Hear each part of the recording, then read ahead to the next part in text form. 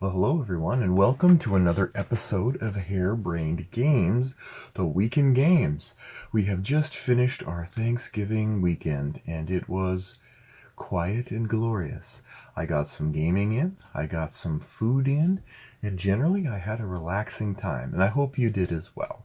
This week, let's talk about what's new in board gaming.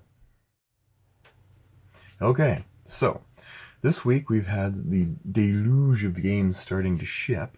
One of the exciting ones is a new Civilization game from Fantasy Flight Games, A New Dawn. Now its bent is that it is a shorter, tighter, more streamlined version of a Civilization game. Those of you who may have grown up playing Sid Meier's Civilization 1, 2, 3, 4, 5, and now 6 on the computer platform may be interested in taking a look at this. In the past, we've had Civilization, the board game, based almost precisely on Sid Meier's version. We've had a host of other games that have tried to build up the 4X Civilization, start out small and grow, such as Clash of Cultures, which is definitely one of my favorites. Nations, another one that's great. Historia, which is okay in the same vein. Patch History. There's a host of games that fit that category. And this one's a brand new one, and it's definitely designed to be shorter, but still meaty. Still interesting, because one of the things about those games is you like meaty games when you're going to play Civilization-style games. Other than that, we have a whole bunch of games that are heading our way that we'll be talking about next week once we're locked into the Christmas season, and of course the games that are arriving very soon. And with that, let's go to our topic of the week. One question I've been asked at times is, do I ever quit games before they're done? And the reason this gets asked usually is because people have quit games in the middle out of boredom, out of rage, out of distraction, those are basically maybe the top three reasons I remember people leaving games. And the answer to that question is, generally speaking, no. I do not quit games that I am playing with other people. I may offer to quit games with other people if I see that they're really either not enjoying themselves in any of them, or it's taking longer than I promised, or they just don't seem to care, because I don't like playing games against people who just kind of checked out. I've never rage quit a game generally. I had one game of Catan that took 4.5 hours that I feel like if there was any game that would have maybe quit, that was the one. And what I learned from that is that I would bowl through it for the sake of the people around me, but because of the situation it was in and the terrible experience that it was, I will never play Catan again. With anyone over 2 or 3 players, and I will never play it again without knowing who it is I'm playing with. I probably just won't play it ever again anyway. It was a great game for its time, but it's gone on.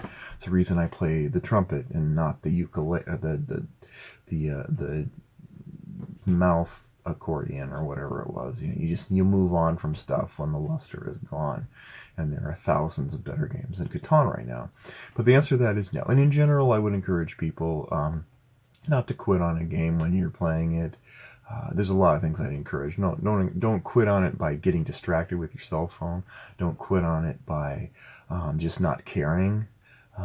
It just ruins the experience for people. I make a conscious choice not to do that. But a lot of it is just making sure that I'm kind of aware of the people that I'm getting into this game with, to see if any of them have that susceptibility. Because it's okay. It's okay if you're just not a gamer. It's like hardcore, we must win. But there is sort of like a mutual sensibility of respect, sort of environment that you want to foster if you can possibly proactively pursue games that people will stay engaged with. And that's the answer for my answer to that question this week. On to our 3 games. Okay, 3 games of the week. What do we have this week? Well, Codenames Duet. This is a new one I got a chance to play at a friend's house this weekend, and I was a little dubious on how they were going to take a game that the original Codenames and Codenames Pictures were all competitive. You were teams trying to outguess each other and spy. So how are they going to do it when everyone's cooperating? And the answer is quite well, quite cleverly, in fact, because both teams even though you're all playing the same side, you only know half of the picture, and you have to make the other guys on the other side guess your vision of the picture, the words that match your side of the secret, matrix of words to guess, and the other team has to do the same thing, being very careful that you don't accidentally lead them to one of the 3 assassins that are on the board. That ends it completely. Plus, you only get 9 turns, so you can't just make it real easy or try to just give a clue, to give one word or one letter. Folks who don't know, it's like there's a matrix and you're trying to guess words on a matrix by giving one word clues about it. And so this matrix is trying to be filled in with good guys, good spies, and stuff. What was really clever was the interesting manner in which they did almost a miniature campaign, almost left to your own devices. That was curious because it had a list of kind of different regions in the world were marked with different abilities. Like, you must guess 9 code names, and you only get 6 mistakes, or some you don't get any mistakes.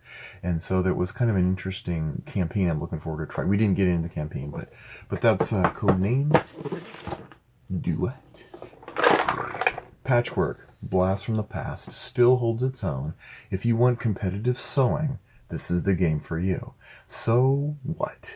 Well, because you're going to basically be moving around. You're filling in your board with tiles, patchwork tiles, like a Tetris map. And you're going, as you fill in tiles and you move your buttons are currency, and you're using your buttons to basically buy pieces. You'll know in advance what the pieces are, and you're trying to go around and grab all the pieces that match your patchwork quilt, while trying to somehow put it in the situation where your opponent has to pick one that doesn't fit as well. So it really is you can play it politely, but you can't play it well politely. You got to be cutthroat. You got to go needle to needle with your opponent. Still a great game. It takes 15, 20, 25 minutes, 2 players only. Definitely one of my favorites from Uwe Rosenberg, even though he's made incredible games that have just years and years of value packed into the box. This is one of his quirky, lighter, quicker games, and it works well. Finally, we have Unlock. These are disposable games in the way that these are like the Twinkies of the gaming world. These games, you play them once, and once you're done with the game, it's over. Now, why would that interest me?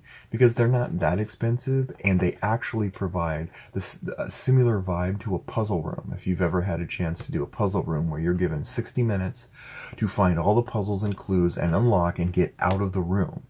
I've done 2 of those so far, and I found them immensely interesting. You need a lot of people and a lot of different minds working to guess the puzzles. Done well, a puzzle room is great. And some of them have been a little esoteric, and we've been like, man, I think we could have done better clues on that one. Unlock and exit games, there's a whole series of these. They're about $12 to $15. And yeah, once you're done playing them, you're done. But you can pass them on to someone else too. So if you get an hour's worth of value and you pass it on to other people and they get value, well, you've paid it forward and paid it back. But it's very clever. I can't tell you anything about it because I don't want to ruin the surprise, but they have done a really good job of making this puzzle game actually feel like a puzzle. And there are things to look for and things to connect and pieces to kind of put together as you're going on this journey. And the app requires an app that actually handles a lot of the game state. And I could see playing it maybe once or twice, maybe to do it quick, just for fun. Once you understand the clues, once you figure out the puzzle, you figured out the puzzle. But these are great. I recommend these. In fact, I'm thinking probably this would be great for like youth groups or dividing people up and seeing who could, in different squads, and who could unlock the puzzle the fastest. So highly recommend trying this out. Even if you just do one of them, I think the experience will be worth it. So give that a shot. And finally, we have our secret hidden picture of the week. Can you guess what it is this week? Up there. Yeah. All right, and that's it for another week of Harebrained Gaming, and we'll see you next week. Take care.